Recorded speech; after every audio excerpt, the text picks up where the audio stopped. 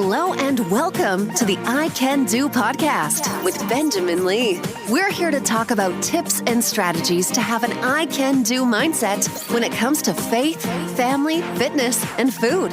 Let's go. Here's your host, Benjamin Lee. Hello and welcome to another episode of I Can Do. I am Benjamin Lee. Thank you so much for listening in once again. Really excited, as I always am, about having guests on the show, and the same is true with this particular guest and this particular episode. Today we have with us Kevin Clark. Kevin is an attorney. He is a partner for Lightfoot Law Firm. Kevin has successfully argued hundreds of motions and tried several jury trials in state and federal courts throughout Alabama and across the country. He is a frequent speaker at national legal conferences and seminars hosted by the Defense Research Institute, the Trial Network, and other legal organizations. He also regularly speaks for local schools and civic organizations and routinely preaches for churches across the country. Kevin and I have actually been able to study and preach the Word of God together a few times in the last few years. Kevin's legal practice spans a wide variety of civil litigation matters, including catastrophic injury, product liability, toxic torts, medical malpractice, employment discrimination, and consumer fraud. Kevin also has significant experience defending clients in class action litigation. In addition to litigating cases, he provides training and consulting services for his employment law clients.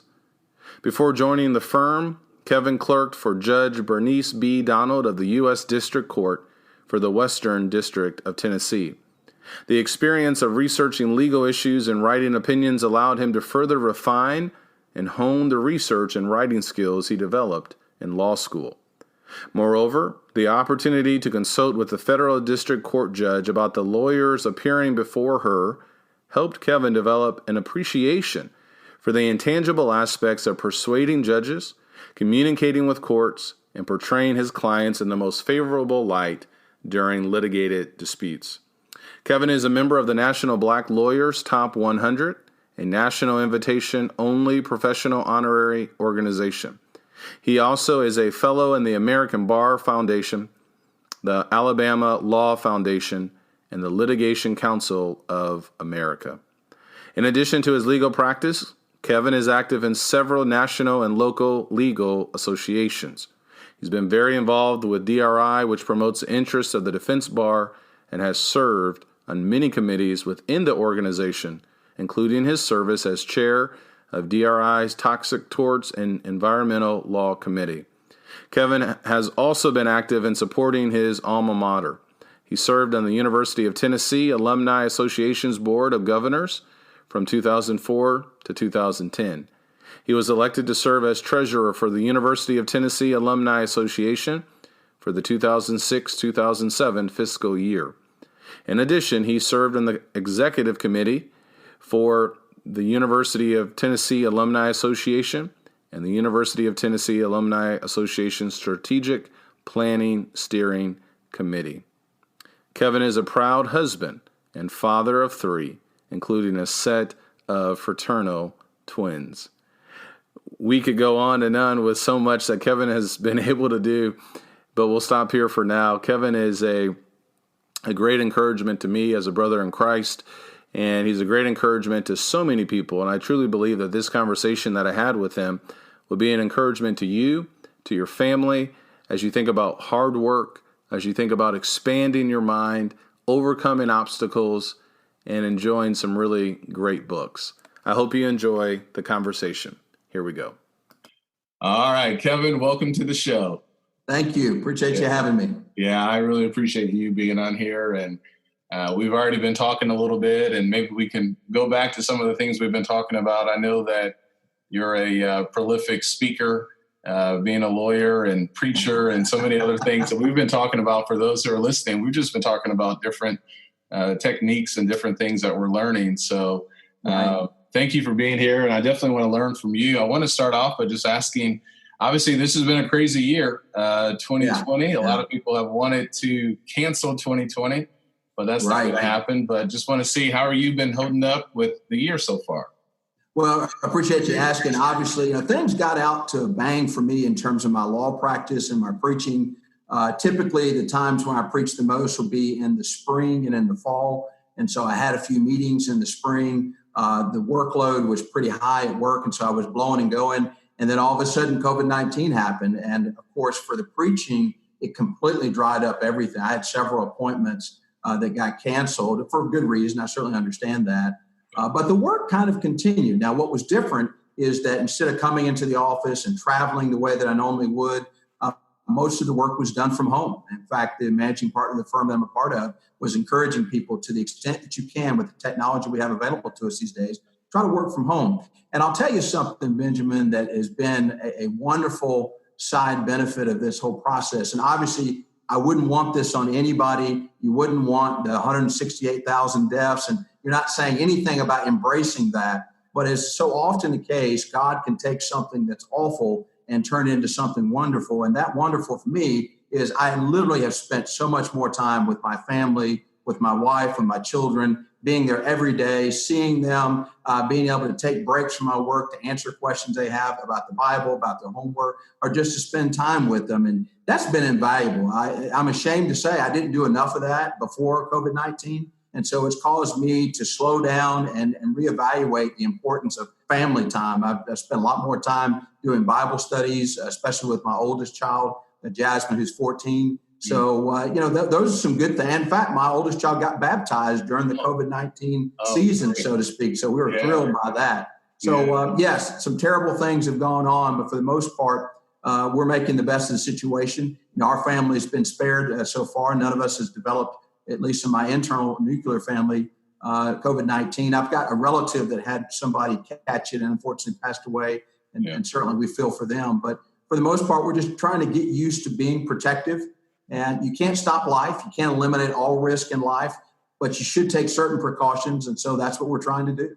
Yeah, no, I appreciate you sharing that. And that's certainly good news with your daughter. Absolutely. That's great, man. And that's the mindset I've been trying to take as well, Kevin. It's been tough for sure, but there's been a lot of great things that have come from it. Right. I think it's a great opportunity as well for Christians to make even more connections, and even like with technology, like with what we're recording via Zoom, how you can still do so many different things. And the Bible studies that you mentioned, I had a couple of guys from Appian Media on a few weeks ago. I interviewed them, and it was interesting seeing how they had to pivot too. They can't fly across the world, but the Bible studies that they put together, the material that they have. So it's really interesting to see how all these new things have come about. Right. The book I read called The Obstacle is the Way. It's by Ryan Holiday. He's got more of a stoic philosophy, but it was interesting because there was one page that really stood out to me. He had this whole list of all these companies that started, like FedEx, and I can't remember all of them, but typically it was in some kind of pandemic, crisis, or bubble burst, or whatever it was. So I'll be curious to see, what that's going to look like, 5 years from now, 10 years from now, when we look back, you know what I mean, to see what actually comes out of this. I think there are going to be some real life changing alterations. For example, I've talked to some of the folks here, and we've contemplated that less people are going to come into the office now. I mean, even after COVID-19 is over, people have learned that they can work from home and do so productively. I had a client of mine, he was making the same point, said, look, I can save $1 million a year leasing a building because we've all realized now we can stay home and do these things. And so you're right. I think technology has revolutionized things. And even in the church space, I've talked to some people, and some of them have talked about maybe we do this even beyond COVID-19. Additional Bible studies via Zoom or via Microsoft Teams or something of that nature. So I think you're right that it's going to be a transformative event that'll be with us for decades to come. Yeah. Well, you mentioned being a lawyer, and I feel bad because I think we met back in 2014. I think I missed it when a couple of guys from Beaumont came to Alabama to record. I think I was in the hospital. You were. and I was disappointed because I'd heard so much about you, Benjamin, and I was so excited about finally being able to lay eyes on you and shake your hand. And lo and behold, you got sick on me. But we had a chance to talk, work together in 2016. That's right. We did a conversation about race. And then in 2017, we did another conversation about race in the Dallas area. Right. But I don't think we ever had really enough time just to really, for me to learn more about you. So I'd love for you to share with me and everybody else who's listening, how did you get interested in law, and walk us through this process of you becoming a lawyer?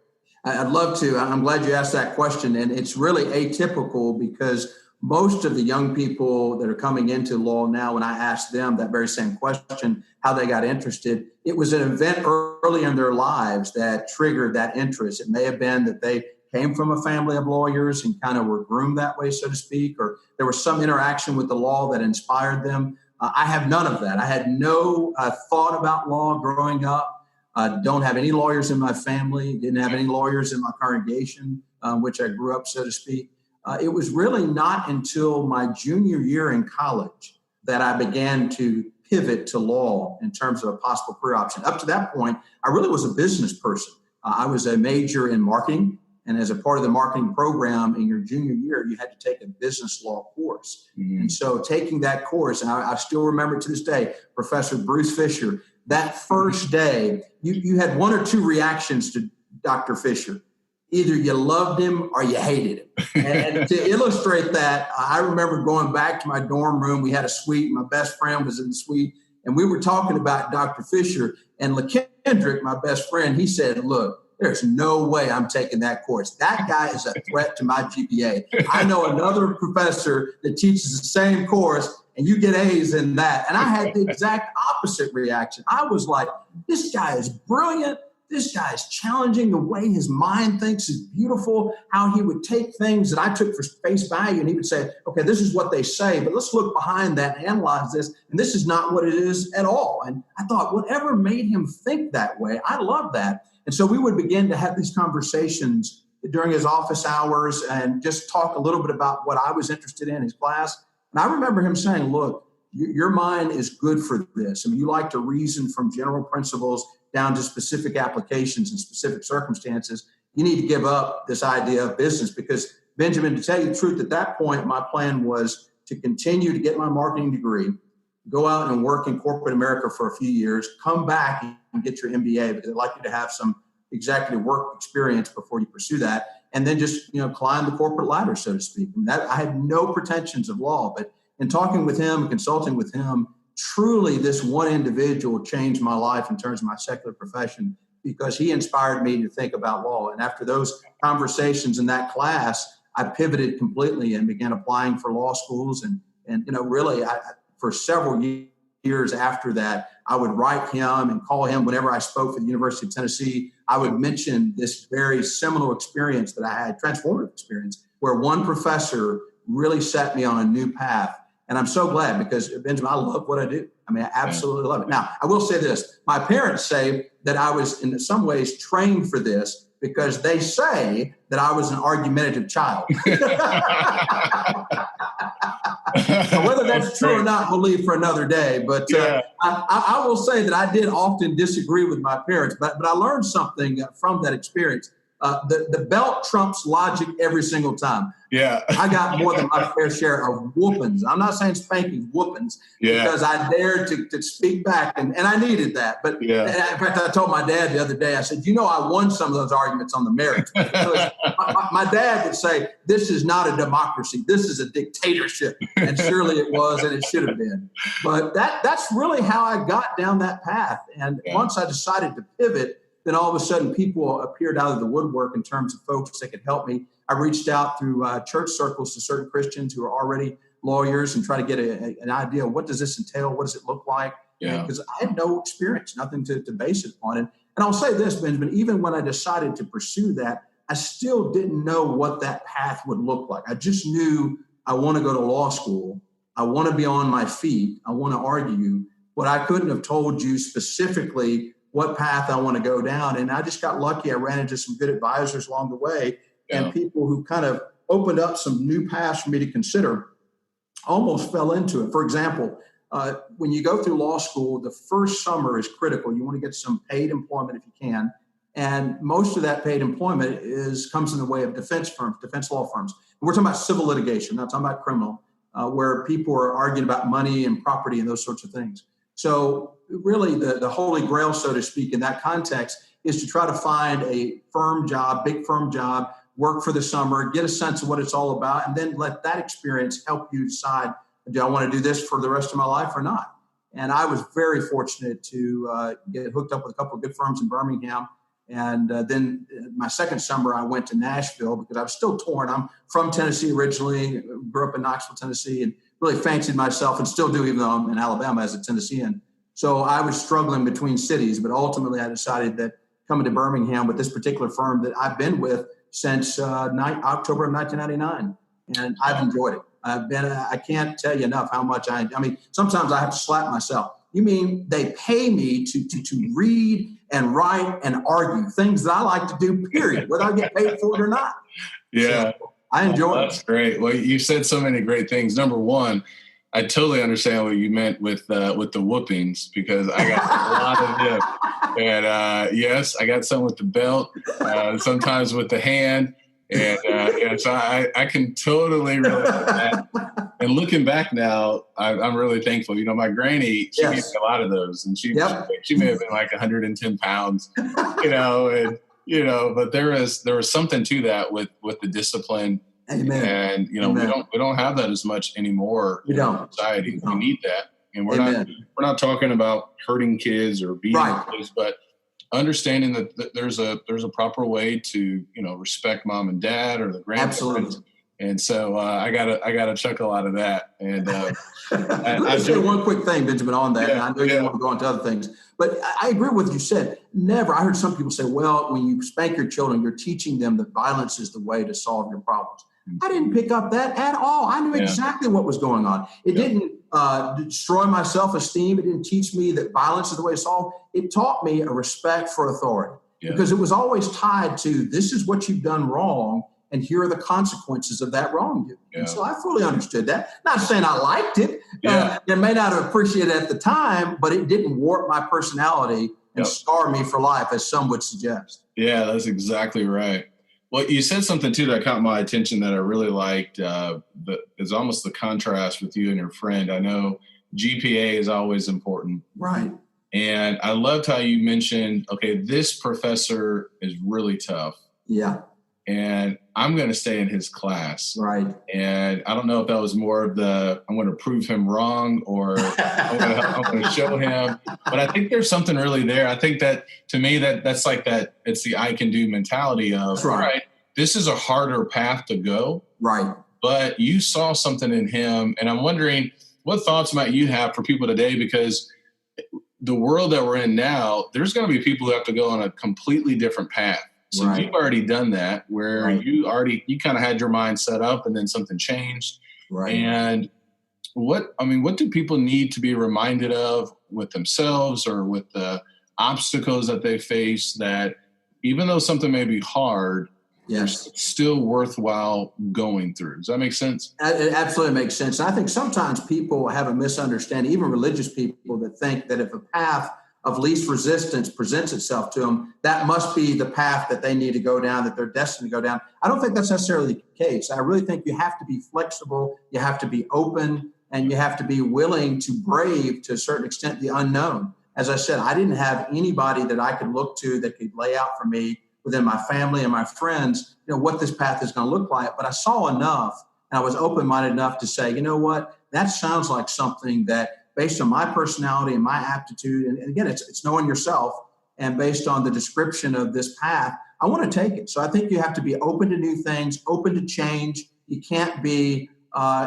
single-mindedness is good in some respects. Obviously, if you're talking about Jesus and going to heaven, absolutely. But when it comes to our secular lives, where there's so much latitude, you just have to be open to things that are different. And just because it's difficult, don't shy away from it. Look at it. I mean, some of the most rewarding experiences I've had in life have been things that have been extremely difficult.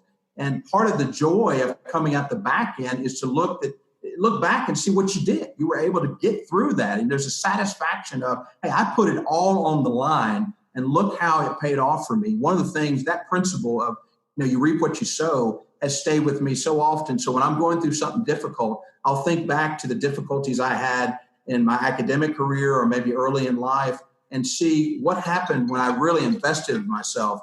Yeah. And then I use that to kind of encourage me and motivate me to go forward.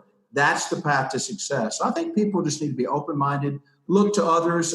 Nowadays, there's so much information at our disposal with the internet and Google. And so there's no need to be ignorant and be bound by ignorance. Get online, start searching some things, identify some people, reach out to them via social media, emails, phone calls. You'd be amazed at how many people are interested in mentoring younger people or even older people that want to go a different path, a path that they've been in. That's an interesting point too. And I appreciate you sharing that idea of mentoring other people. I think sometimes people are afraid to ask where, all right, if I ask this person, to be on my podcast or to be a mentor, what if they say no? And I was just talking to my wife, Nikki, and my mom about that. I reached out here recently to someone else to be on the podcast show. And so my philosophy has kind of been, well, what's the worst that can happen? Right. So if they say no, then at least I give it a shot. Right. But they could say yes. And if they say yes, that one conversation, when I was working at Gold's Gym in Central Illinois, I had graduated from the University of Illinois and back in 2000, and I didn't really know what I wanted to do. And there's a guy there, and I feel bad because I can't remember his name. And he said, hey, what do you want to do? What have you been thinking about? And I said, I don't know. Mm-hmm. He said, well, let's go get a cup of coffee. So that cup of coffee just changed everything for me because that's when I first learned about pharmaceutical sales. I said, man, I don't know what this is, but that's what I want. That's what I want right there. And I was willing to do, whatever it was. And I've seen that as well, where one person, your professor, that cup of coffee, and yet there's that fear. Let me ask you this. My son just turned 9. Okay. And you have 3 children. I do. How do you instill this mindset, or what are you and your wife doing to plant these nuggets of, this mindset of, look, it's okay to go down this difficult path? Do you have any tips for me or other parents out there? Well, I'll say, and we use different things, and I don't want to get political, but I almost had to. So obviously, I come from an African-American family. I have African-American children. I have 3 of them. Jasmine, who's 14, set of twins, Brooke and Blake, are 11, going on 12. And one of the things, of course, we did things before this, but when Barack Obama came on the scene, one of his signature phrases was, yes, I can. Yeah. And I used that, and Jacqueline, my wife, used that liberally with our kids. And it got to the point where, and it's still the case, I can't, or I can't do this, or it's too hard. Those are bad words. We don't say I can't. I would say, what does Barack Obama say? Yes, I can. So we just don't accept self-defeatism, that whatever you put your mind to do, we believe you can do it. And one of the things we instill in them is not so much competing against others, although there's a space for that and a place for that, but really something that I learned for myself is competing against yourself. It is pushing yourself to the limits of what you're capable of doing. Yeah. And until you've done that, don't ever be satisfied with that. So we tell our kids the sky is the limit, whatever they want to do. We don't let people define the limits of that. For example, sometimes if you're a part of an ethnic minority, even the minority itself will say, well, there's certain things we don't do, and we can't do this, and we'll never attain that. We don't talk about those things in our household. We point to all the people that prove to the contrary. Whatever you want to do in life, you can. But we tie with that, though, with that vision, you've got to execute on a plan to put yourself in the place of fulfilling that vision. So, for example, with my daughter who's playing basketball now, she kind of came to it kind of late. She was interested in basketball, and she'd have all these lofty goals, but I didn't see any ownership taken. I didn't see her doing practice. It was always Jacqueline or me reminding her, hey, you need to shoot some baskets. Hey, you need to stretch. Hey, you need to study up. And I felt like, I told my wife, until she takes ownership of that, I don't know how much we're going to support this. And finally, the light switch flipped. And she took that ownership. And now, without us saying anything, she's going out and saying, I want to go to this camp. I want to go to this clinic. This is what you do. Going out and shooting baskets on our own, going out and doing some strength and conditioning. And I thought, that's what I wanted to see. Yeah. So to answer your question, it's a long way of doing it, but we really instill in them that they can do anything they want to. And really, they have to not only on 3 levels. One, just as a good human endeavor, do the best you can. As an African-American, we also stress upon them, that's a way to combat racism and prejudice and bias. If you're excellent at the things you do, that's going to change some opinions, change some minds. And then lastly, and the most important, is that the Lord requires whatever we do, we need to do as unto him. And certainly he knows your mind. He knows when you've mailed it in. That's the funny thing. I can do 95% or 90%, and maybe people around me are impressed and think very highly of it. But the Lord knows better. He knows I held back that 5 or that 10%. So we try to stress to our kids, don't hold back that 5 or 10%. Give it all. Yeah, no, that's golden. I appreciate that. And I think there's something really important with young people and just the ability to be able to work hard. Yes, I think, social media has certainly gotten in the way where there's so many distractions that it's just kind of hard to focus on deep work. Right. That's the satisfying work and the kind of work that you do with the reading and writing. Obviously, that takes a lot of concentration. Let me ask you another question with respect to people who have impacted you. I know your professor has. Right. Parents certainly did or continue to. Who else stood out to you or stands out to you that have helped you along in your journey? Well, I appreciate you saying that. There are really several people as I go back in my life from 3 vantage points. One in the church space. So I grew up in a small rural congregation in Oak Ridge, Tennessee. And we probably had 60, 65 people, but very close-knit. And I've always told people in terms of Bible knowledge per capita, I don't think I've ever, up to this day, including the church I'm at, been with a group that had as much Bible knowledge per capita as that small 60, 65 person church. And I just sat back in amazement as I saw both men and women who were mighty in the scriptures. And some of the folks who stand out to me the most would be David Riggs, who was the preacher there for so much of my formative years. And he stands out because he really pressed and impressed upon me and all young men the need to use what the Lord has given to advance his cause. And so all of us were encouraged to give talks. All of us were encouraged to give Wednesday night invitations. And all of us were encouraged to the extent we demonstrate any aptitude to preach. And the second person is related to that last thing. So Steve Young was a Bible class teacher. And I remember being in that class. I think I would have been 10 years old at the time. And we had a couple of guys that were 10, a couple of guys that were 12 or 13. And Steve says, you know what, guys, we're going to preach a sermon. Now, all of us were Christians. We had been baptized into Christ.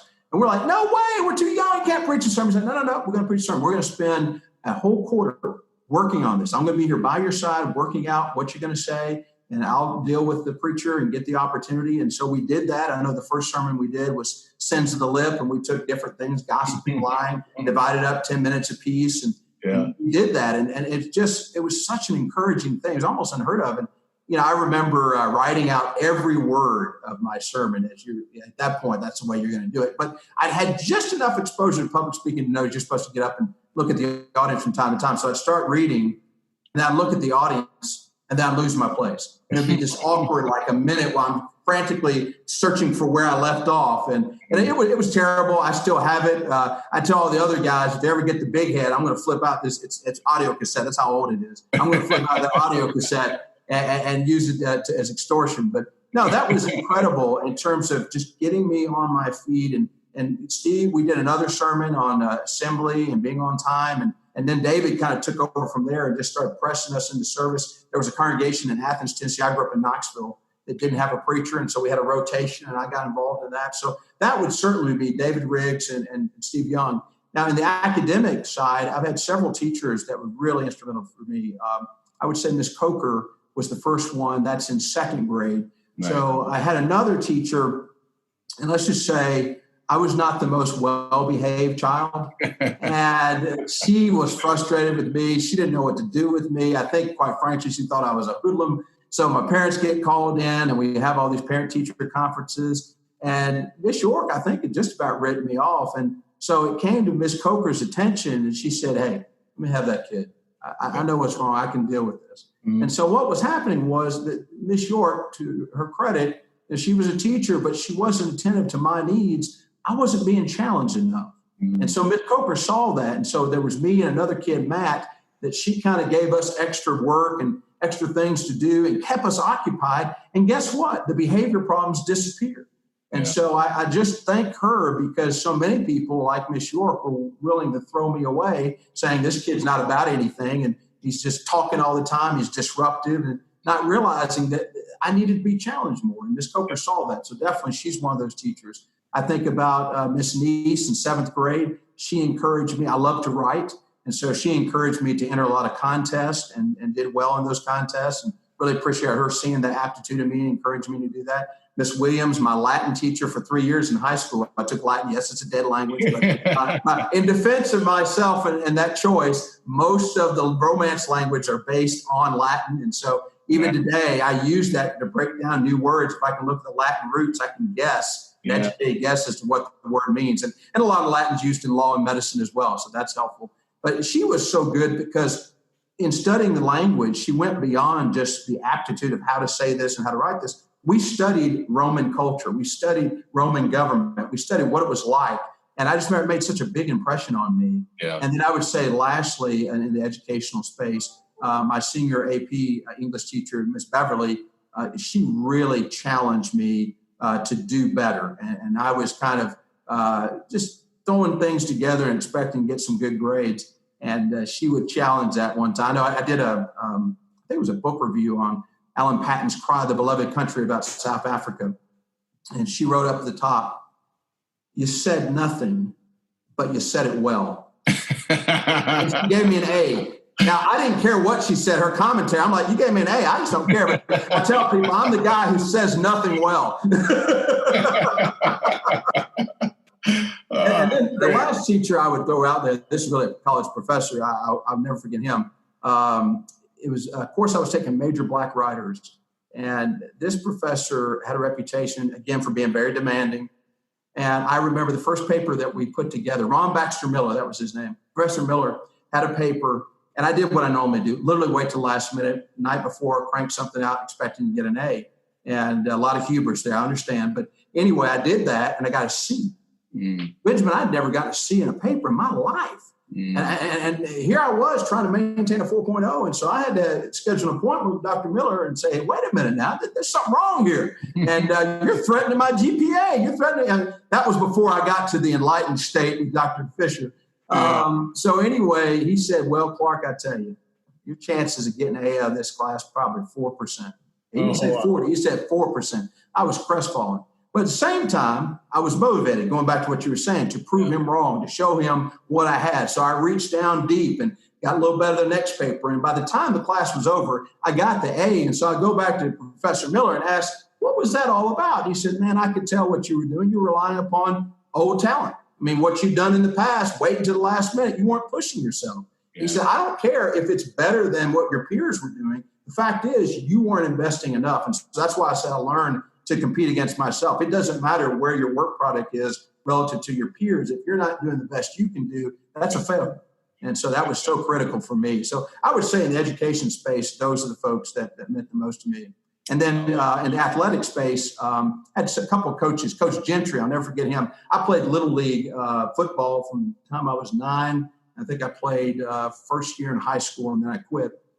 But one thing I'll never forget, we had I don't know if they still do this now or not, but we had a prayer before every game. Mm-hmm. And we had one of the kids, he'd always ask one of the kids to lead prayer, and he led a prayer, and he asked God to grant us victory. And immediately Coach Gentry stepped in and said, son, God doesn't take sides in the football game. Mm-hmm. And I've never forgotten that. I thought that was a really good lesson that, hey, you want to pray that we're healthy and we play well and nobody gets hurt and that sort of thing. But to ask God to come down in favor of one team versus the other, well, you got a bunch of boys over there who are praying the same thing, or could be. That doesn't make a lot of sense. You just want to pray that everybody does things well and stays healthy and doesn't get hurt. So I thought that was pretty memorable. And then I had a 9th grade, my freshman year, Coach Rector. He was a really fun coach to play for. We didn't win a lot of ball games, but boy, did we talk a lot about life lessons, which is one of the reasons why I think sports is such a great activity for young people. You learn a lot of things about life, especially if it's a team sport, about dealing with other people and doing your job, lifting up other folks, being proud of the successes of others, not being jealous, and so many good things you can learn from team sports and individual sports for that matter. Yeah, no, there's so many great things that you said. That the professor who mentioned that you had about a 4% chance of getting an A, one thought that came to my mind was one of the greatest dangers, and I can't remember who quoted this or said this, but one of the greatest dangers to success is success. Yeah. Where, we see it all the time with, why is it so hard for an NBA team to three-peat or to even get past that three-peat? Because you've already tasted it. You've already, lifted up the trophy. Yep. And now you have to run it back. Now you have to do it again. And so there's something there that I thought was really interesting, how sometimes we need these pushes. We need to get nudged just a little bit, like we were talking about with your daughter, like, all right, you got to own this. And I think that's part of that secret of why some people continue to elevate in so many different areas of life, and where other people are like, well, what's going on? Where it's not really even a secret. It's just every day it's the idea of showing up, and like once you say, okay, yep, I got it all figured out. Right. That's where it really gets dangerous. Absolutely. Let me piggyback on that. I remember this interview, and it really left an impression on me. It was at the time, the Colts, Peyton Manning was there, and the Colts were going through a great run, and they were the preeminent team during the regular season. Now, they had some problems in the playoffs, especially with the Patriots, but you just look at the winning percentage during the regular season, they were phenomenal. Yeah. So they're talking to the general manager, and they were asking him, why were the Colts so successful in the regular season? He said, here's why. He said, when we look for players, there are a couple different kinds of players. There are players that for their whole life, they look to this, that this is the pinnacle of their career, just getting to the NFL. Mm. And those folks, once they get there, they're fine. They're content. They're happy. He said, we don't want those players.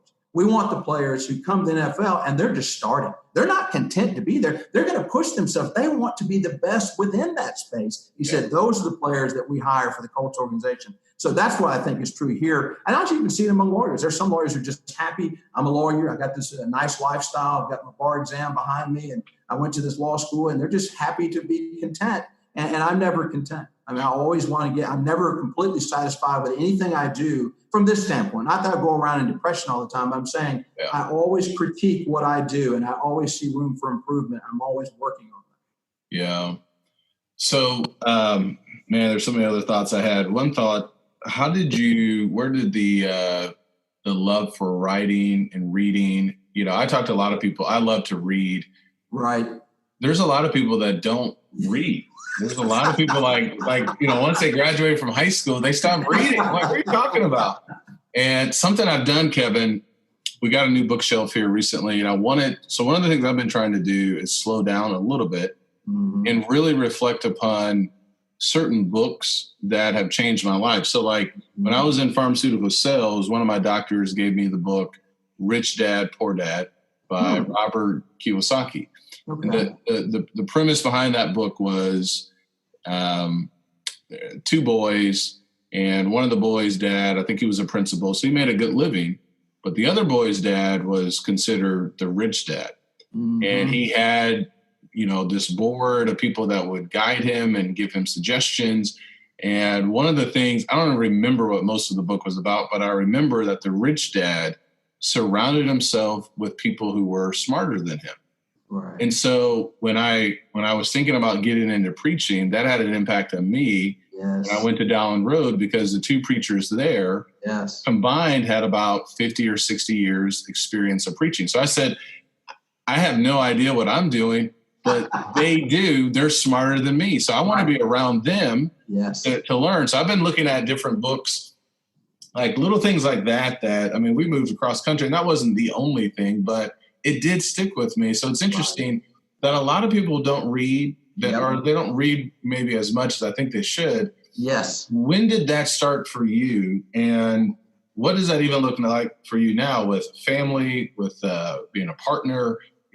How do you find that time? How do you get all that in now? Well, it's a great question. And really it starts first and foremost with my mother. My mother was adamant about reading, and she impressed upon me and my brother, Dion, younger brother, the importance of reading. And so we started off early, reading to us in the womb.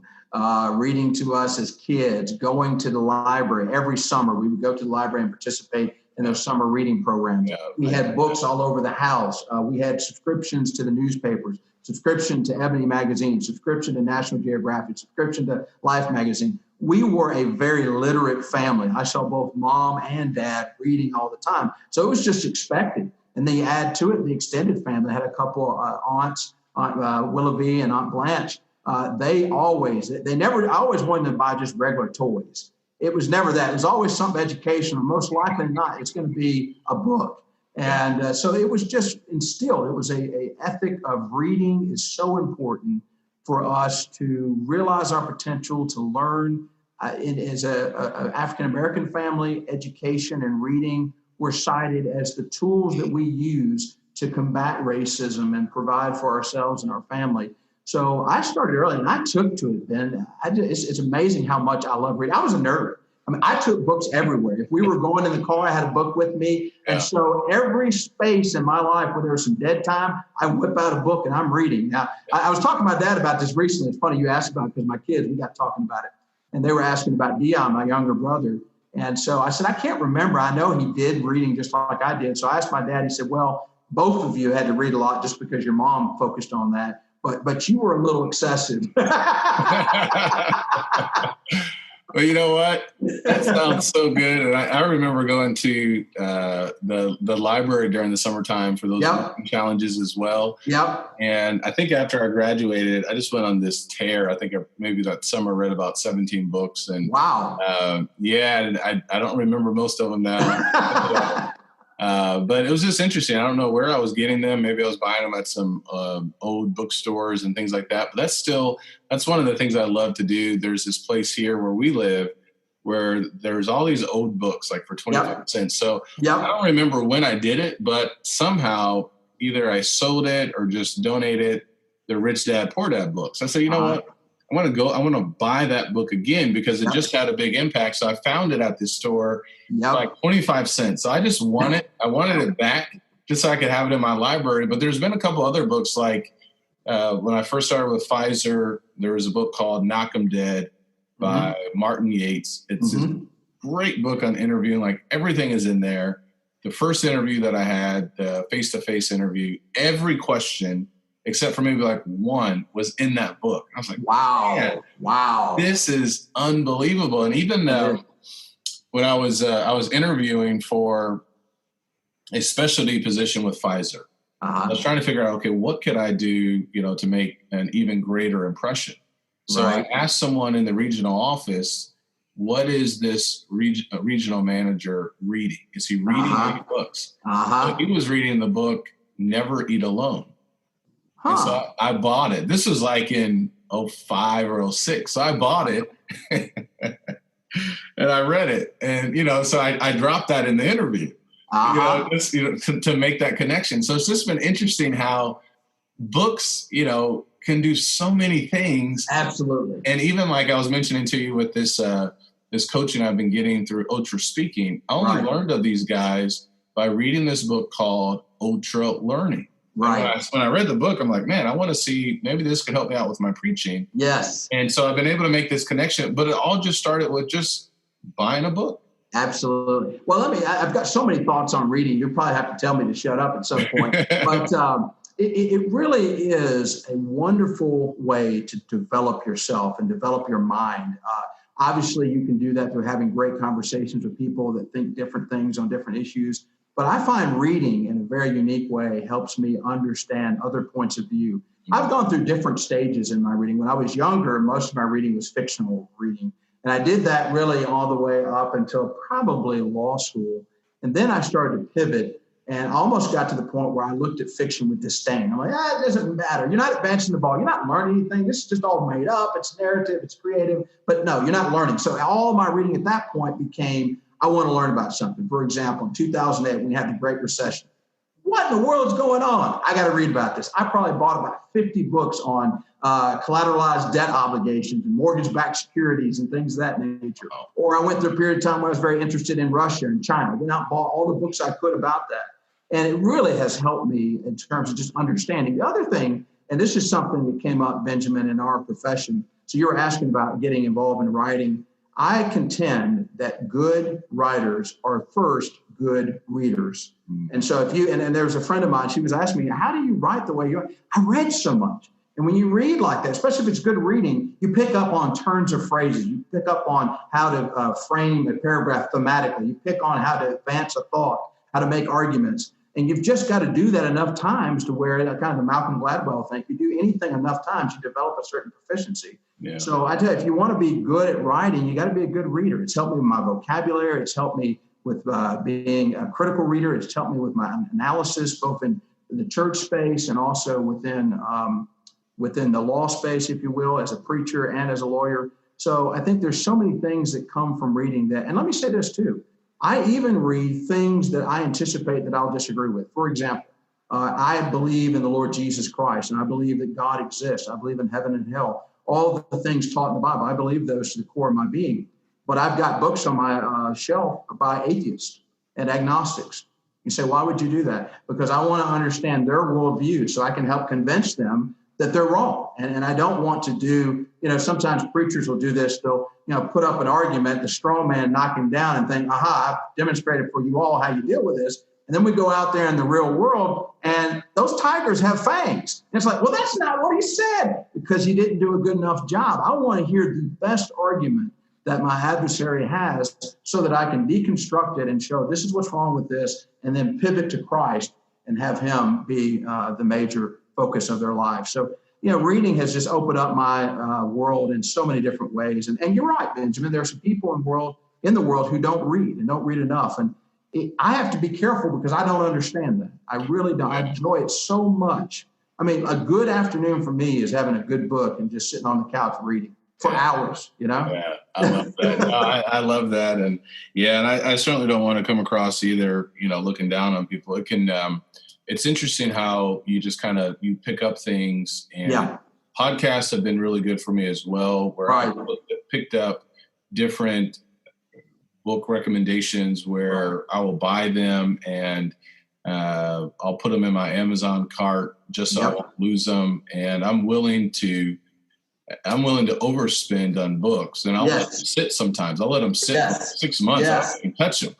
But if somebody tells me to buy a book, typically I'm going to buy it. But the other thing I think about as well, and I just had one thought for you. I don't know if you've ever thought about this, but I would love to see a Kevin Clark book website where it's just like this list of book recommendations. The fact that you bought all of these books, I'd be amazed to see. I want to see. I do. I want to see what your library. And I've thought about things like that too, where like Andrew Luck, for example, with the Colts, he was still playing. I think he still has it. He started a book club, and my wife is doing a book club with a couple of sisters at church. And I'm just there's something there because the books can take you anywhere, to the future, to the past. And you just learn so much. I got this book on Churchill, who was just an amazing person, and just the things that he did. And the other thing I think about too, Kevin, is the fact that, God has given us this revelation in book form. Exactly. It's in book form. And so there's always been something there to the written form, to the book. You know what I mean? And so even I get nervous sometimes when young people, and it's something. It is interesting too, because that's something I'm trying to instill in my son. It's not a punishment to read, or oh, this is boring, but really making that connection of turning it into a joy. So we could talk about books. If I were to ask you if there were a couple of books, like Rich Dad Poor Dad had a big impact on me. Never Eat Alone had a big impact on me. Ultra Learning book by Scott Young. There have been a number of other ones. The Laws of Lifetime Growth, another one. Are there any books that you can just kind of pull out of your brain real quick that after you read it, you're like, okay, I need to go do this, or okay, change this habit? And I know the Bible is always going to be number one. Absolutely. But what other books out there have done that for you?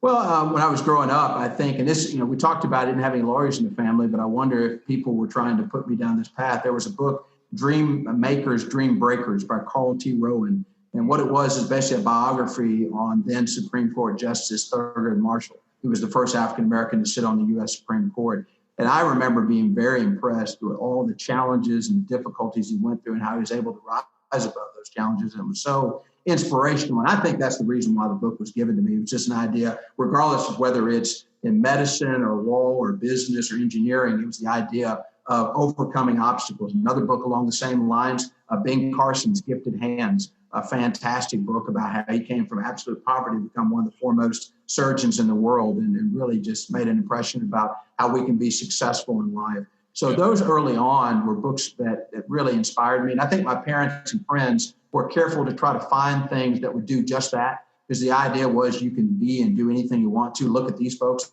they did it. Now, fast forwarding a little bit more, one of my favorite books, and it's not one that I can say I've necessarily read cover to cover, more a reference book that I use a lot. It's called Making the Case, The Art of Persuading Judges. And it is by the late U.S. Supreme Court Justice Antonin Scalia and Professor Brian Garner. And Garner's famous because he is the editor of Black's Law Dictionary, which is kind of like the Bible for lawyers. But I find myself, even now as a lawyer who's practiced for almost 21 years, just about every time I have an argument, pulling that book off the shelf and kind of rifling through some of the basic wisdom of here's how to present arguments, here are some of the pitfalls, here are some of the traps to avoid. So that book, and I tell people, whether you're in law or not, it might be a good investment because most of us are in, at some level, the persuasion business. Certainly as a preacher, you're in the persuasion business, but just as ambassadors for Christ, every one of us at one point is trying to persuade people to see the world through the lens of Christ. And so the more that we learn about persuasion,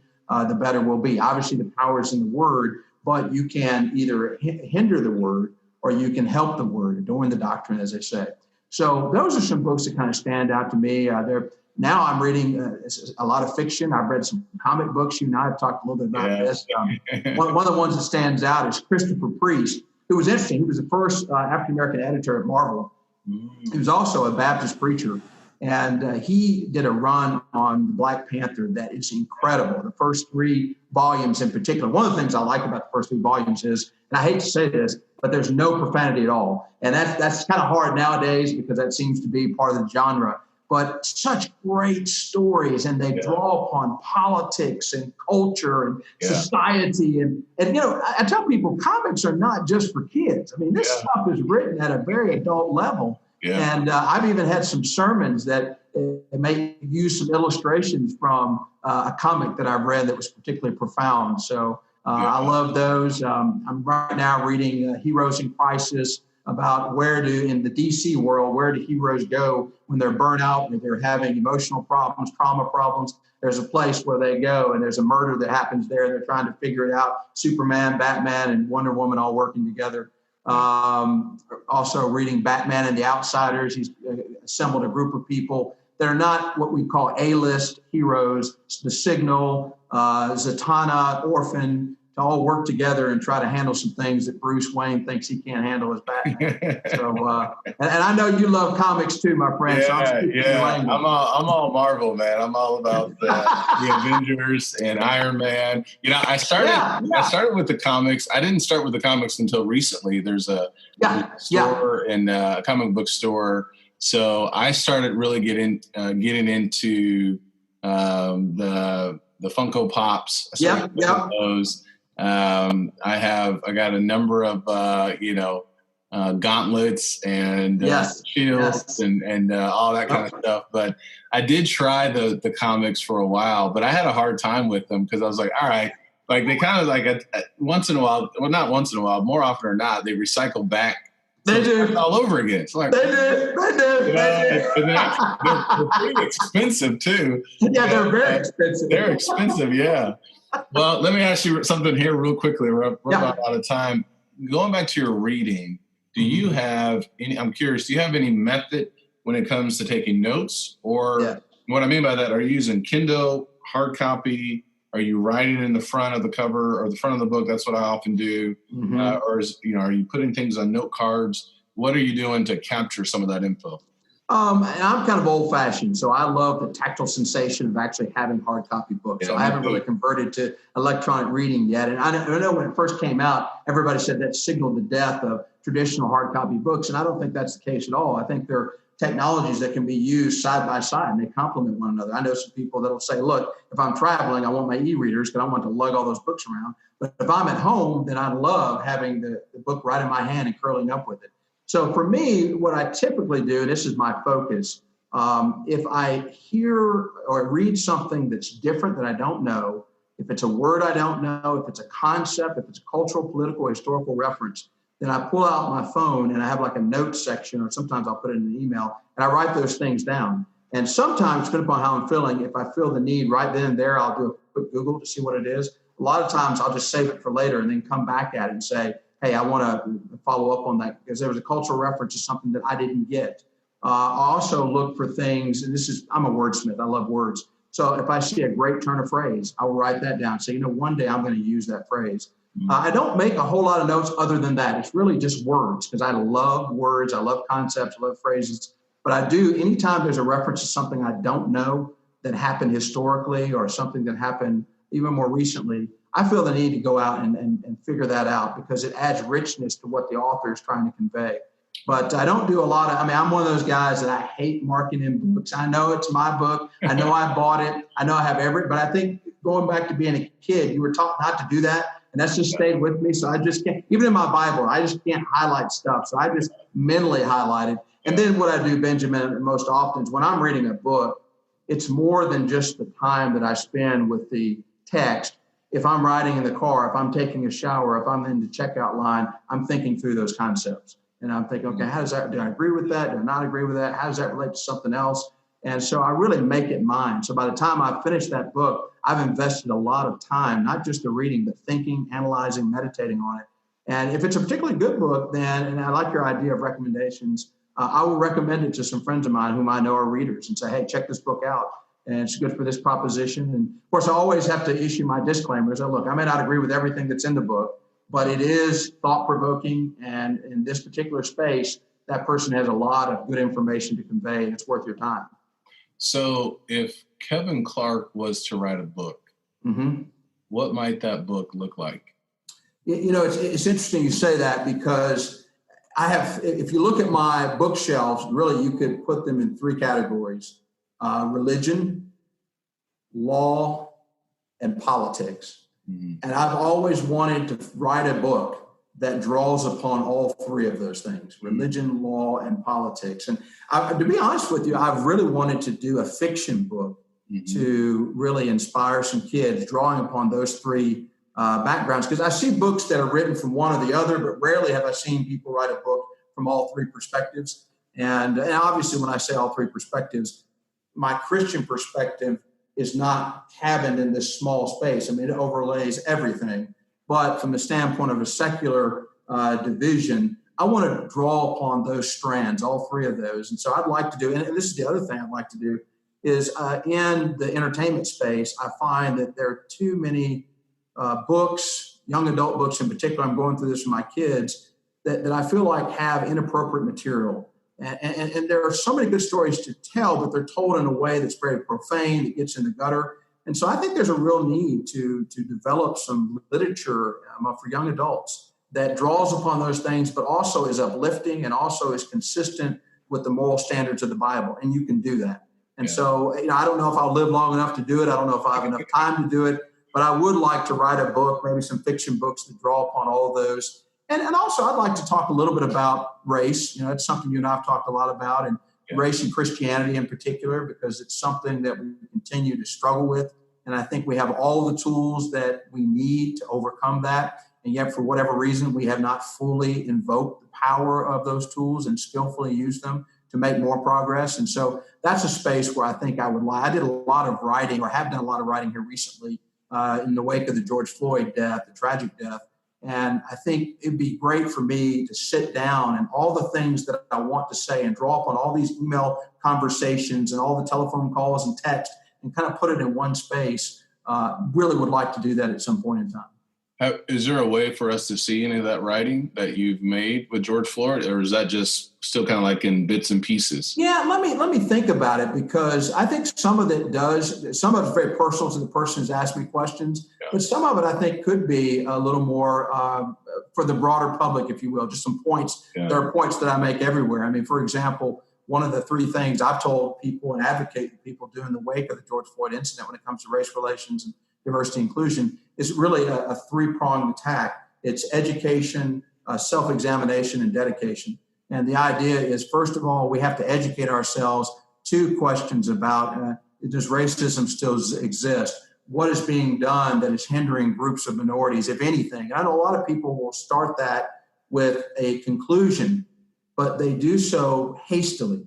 I liken it to what I do as a lawyer. I get a complaint in and I have my client. I don't just take the complaint and say, okay, everything is true, and therefore let me formulate a defense strategy based on that. No, the first thing I do is I have to investigate the facts. I got to find out what's true and what's not. If my client did do that, is there an explanation for why they did? Did they do some of the things, not others? And so that's what I challenge people. Reach out to people in the education phase. Talk to people. Read books. Read posts, magazine articles. There's so many things that you can use.